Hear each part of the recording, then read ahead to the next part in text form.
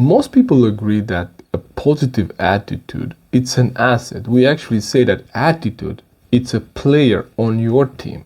So if you have a positive attitude and your people have a positive attitude, then you're going to have this positive player on your team. But if your attitude is negative, and if you allow external circumstances to determine your attitude, then that's also going to be a player on your team. But one way we have found that it's best for you as a leader to maintain that positive attitude in your organization, in your team, is to more or less limit the exposure to negativity of your team. Now, I know you can't just control what people do, but what you could do, you can control what people see while they are in the office.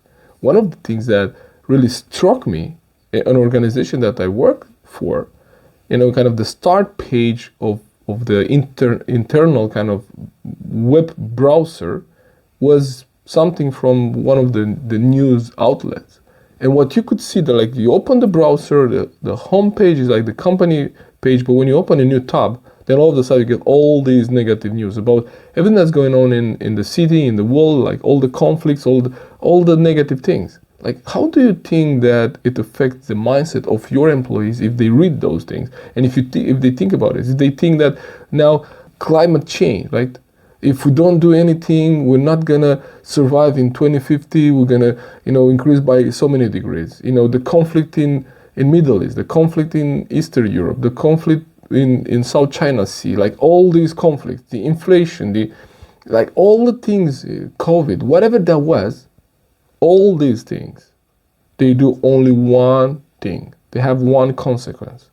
They affect the mood and the attitude of your people.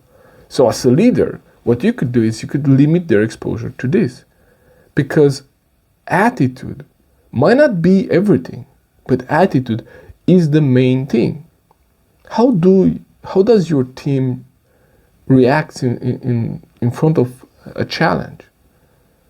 Do they tend to exaggerate, to make that challenge bigger than it is because of what they've been fed with, like the information, all the negative news, or they look at that and put it in the context and say, hey, this is something that we can overcome?